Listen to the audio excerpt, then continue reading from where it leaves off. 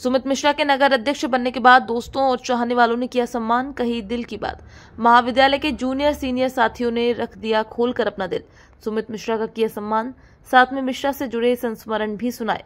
सुमित मिश्रा ने भी पुरानी यादें ताजा की, सुनाए पुराने अनसुने किस्से। बोले कार्यक्रम के आयोजक हरीश विजयवर्गीय, सभी साथियों की इच्छा थी हमारे अपने सुमित मिश्रा का सम्मान किया जाए, इसलिए रखा आयोजन से अभिभूत भाजपा नगर अध्यक्ष सुमित मिश्रा बोले, अपने स्कूल कॉलेज के मित्रों और जूनियर सीनियर साथियों के साथ होने से उम्र कम हो जाती है। मैंने इनसे पहले ही, जब ये इनसे दोस्ती नहीं हुई थी हमारी, तो हमारा ग्रुप पूरा कॉलेज की सीढ़ियाँ जो ऊपर जाती थी, हम बैठे रहते थे। लेफ्ट नहीं, नीचे से कॉलेज में जो पुराना था, हाँ, तो इनकी बातचीत इतनी थी। तो ये उधर से ही जाया करता था? नहीं, ये आके देख जाया करते थे, लेकिन उससे बातचीत ही नहीं थी। अच्छा, हाँ, तो देखता रहता था बस। और मैं कोई खास जानती नहीं थी, तो मैं भी इतना, लेकिन मुझे सब लोगों से खबर मिलती रहती थी कि तुम्हारे लिए आकर के मैं देखता है। अच्छा, तो मैंने कहा मुझसे बोलता नहीं है, तो जब तक ये नहीं बोलेगा मैं तो बोलूंगी भी नहीं। मतलब हमारा ऐसा चलता रहता था। अच्छा। और उसके बाद कब दोस्ती हुई, और लेकिन आज तक मतलब मुझे ऐसा याद ही नहीं है कि जैसे प्रपोज करते हैं ना, उस तरीके से इन्होंने कभी किया हो। तो फिर बात ऐसी ने की होगी। इतने अच्छे वक्ता है, लेकिन मुझे कभी बोल नहीं पाए मुझसे ठीक से।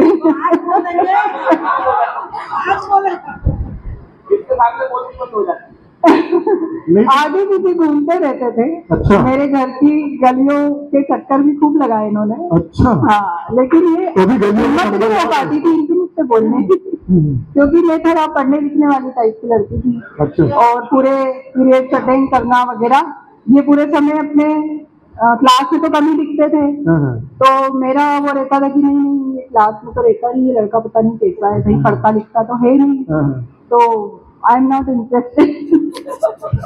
बस वो बोल तो रही हूँ मैं, मतलब साथ में रहते रहे, बातचीत होती रही हमारी, धीरे धीरे वो कब दोस्ती प्यार में बदल गई, मतलब एग्जैक्टली मुझे ऐसा याद है। तो कभी तो लगा होगा ना कि आज इसने बोला कि चल आज घूमने चलते हैं। हाँ, फिर वो धीरे धीरे यानी हो गया, एक दूसरे के करीब आ गए। हाँ, कह सकते हैं। कैसा? अरे शालीनता और गरिमा शब्द किसी का नाम नहीं है। हाँ, बताइए ना।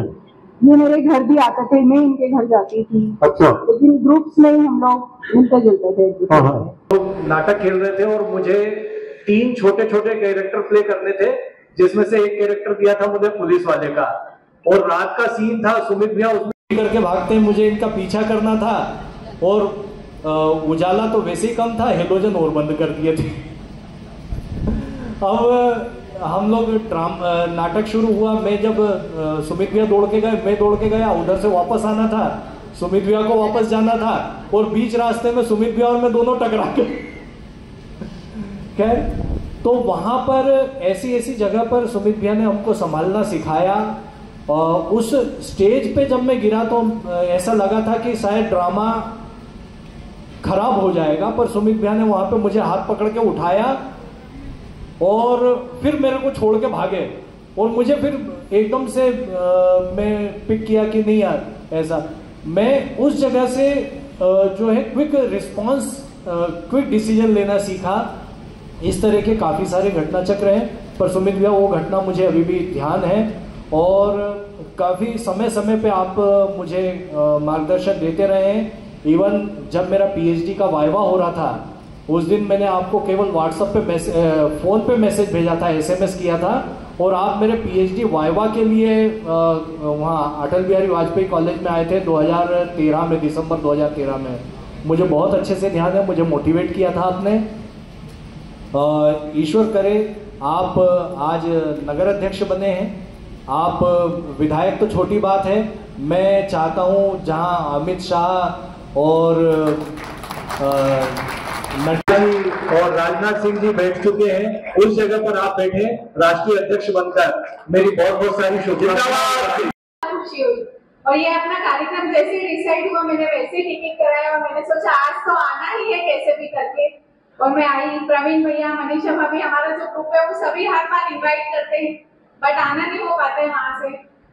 सुमित का कार्यक्रम था और वैसे भी सब लोगों से मिलना था, सब कॉलेज के मित्र आज मिल गए और सुमित को इतनी बड़ी उपलब्धि प्राप्त हुई, उसके लिए बहुत बहुत बधाई हो। सुमित को भी बधाई, सुजाता को भी बहुत बहुत बधाई।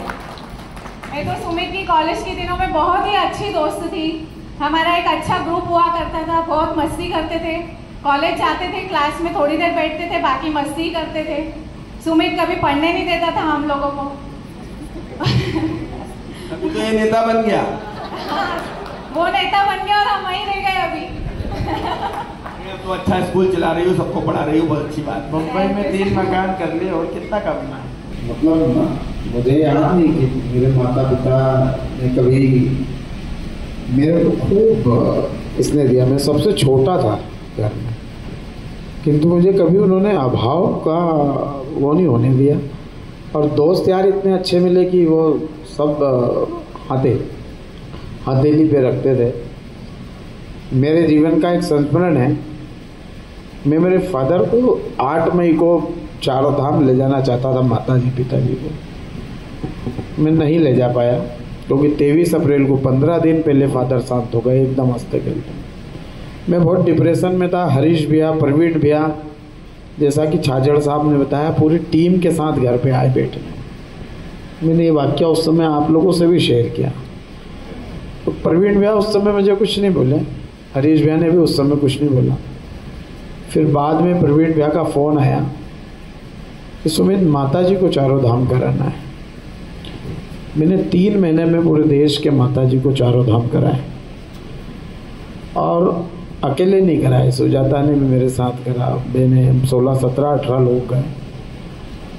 और उसके बाद भी मेरे मन में दादा एक कसक हर बार रही कि यार मैं मेरे पिताजी को 4 धाम नहीं करा पाया। मैं बार बार इस विषय को लेके मैं दादा से, कैलाश जी से भी मेरी कई बार, दादा ने एक बार मेरे को कनकेश्वरी माता जी के पास ले गए और माँ से बोला, माँ ये इसका मन ठीक नहीं हो पा रहा है। तो माँ ने कहा कि हो सकता है कि भगवान कुछ बड़ा कराना चाहता है तेरे से।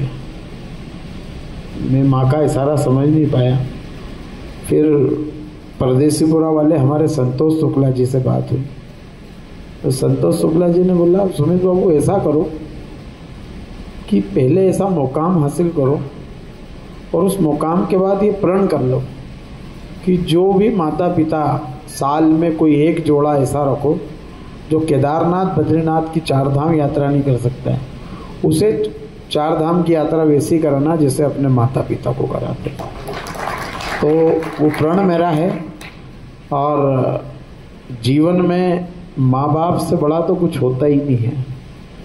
और मैं इसके लिए आप सबका, गुरुओं का बहुत बड़ा ऋणी रहूँगा कि मुझे इतने अच्छे संस्कार आप लोगों ने भी दिए, मेरे माता पिता ने तो दिए ही।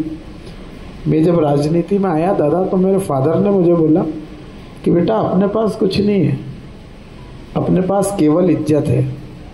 जीवन में कोई ऐसा काम मत करना कि तेरी इज्जत खराब हो या इस परिवार की इज्जत खराब हो।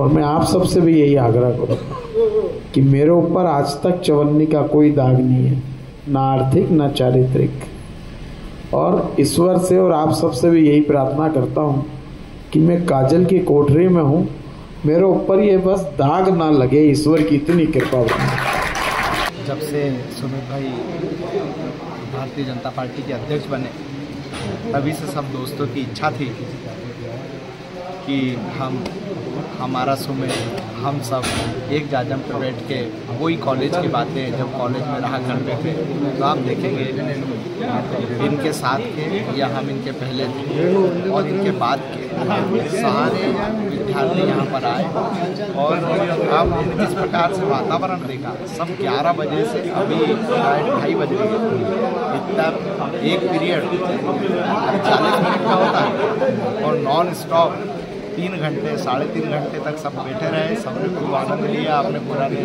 मस्ती के संस्मरण सुनाए और मस्ती की पाठशाला आज हमारे यहाँ लगाई। सब आनंद में है और मजे में है।